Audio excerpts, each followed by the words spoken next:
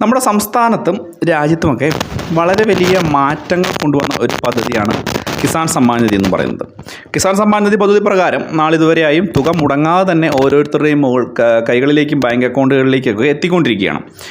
ഇപ്പോൾ അടുത്ത ഗഡു തുകയുടെ വിതരണവുമായി ബന്ധപ്പെട്ടുള്ള ചില അറിയിപ്പുകളാണ് വീഡിയോയിൽ ഉൾപ്പെടുന്നത്.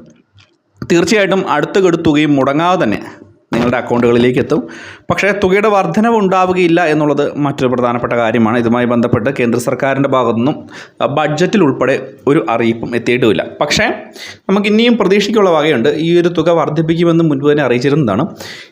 ഇനി അങ്ങോട്ട് ലോക്സഭാ ഇലക്ഷൻ വരുന്നതിനൊക്കെ മുമ്പോടിയായിട്ടായിരിക്കും കേന്ദ്ര സർക്കാർ ഇത് ജനങ്ങളുടെ കണ്ണിൽ ഒരു പൊടി ഇടുന്ന പോലെയോ അല്ലെങ്കിൽ മറ്റുള്ള രീതികളിൽ ഇലക്ഷൻ സ്റ്റണ്ടിങ് ഒക്കെ ആയിട്ട് ഈ ഒരു തുക വർദ്ധിപ്പിക്കാനും ഒക്കെയുള്ള സാധ്യത ഉണ്ടാവുക.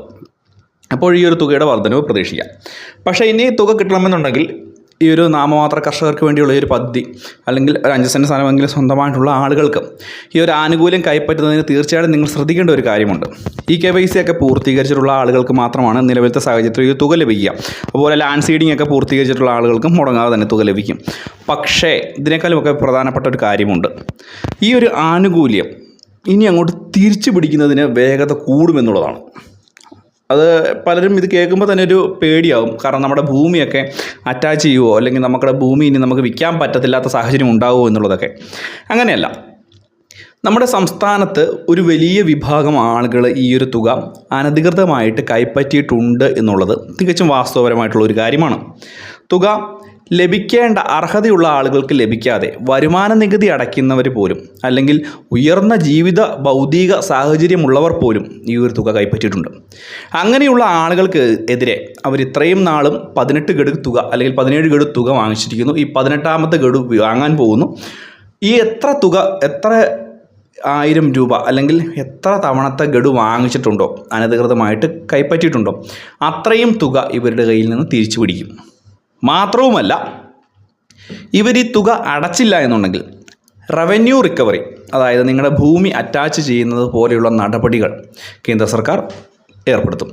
ഇത് സംസ്ഥാന സർക്കാർ അല്ലെങ്കിൽ കൃഷി വകുപ്പ് കൃഷി ഓഫീസുകൾ മുഖേനയുമായിരിക്കും നടപ്പാക്കുക.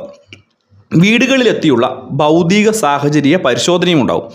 നമുക്ക് വലിയ രീതിയിലുള്ള വാഹനങ്ങൾ, വലിയ വീട്, അതുപോലെ തന്നെ വലിയ രീതിയിലുള്ള ഈ സാമ്പത്തികമായിട്ട് വരുമാന നികുതി അടയ്ക്കുന്ന ആളുകൾ, ഇങ്ങനെയൊക്കെയുള്ള ആളുകൾക്കൊക്കെയാണ് ഈ ഒരു പിടുത്തം പ്രധാനമായിട്ടും വീഴുക. ഈ ഒരു കാര്യം ഒന്നുകൂടെ മനസ്സിലാക്കുക. ഈ ഒരു ആനുകൂല്യം ചെറിയ കർഷകർക്ക്, നാമമാത്ര കർഷകർക്ക് എത്തിച്ചേരേണ്ടതിൻ്റെ ആവശ്യകത തന്നെ വളരെ കൂടുതലാണ്. അതുകൊണ്ട് തന്നെ അർഹതയില്ലാത്ത ആളുകൾ തീർച്ചയായിട്ടും ഈ ഒരു തുക കൈപ്പറ്റരുത്.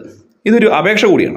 കാരണം നിങ്ങൾ ഈ അനധികൃതമായിട്ടുള്ള തുക അല്ലെങ്കിൽ നിങ്ങൾക്ക് അർഹതയില്ലാത്ത ഈ തുക കൈപ്പറ്റുമ്പോൾ അർഹരായിട്ടുള്ള വളരെയധികം ആളുകൾക്ക് ഈ ഒരു തുക ലഭിക്കുന്നില്ല എന്നുള്ളത് മറ്റൊരു പ്രധാനപ്പെട്ട കാര്യം കൂടിയാണ്.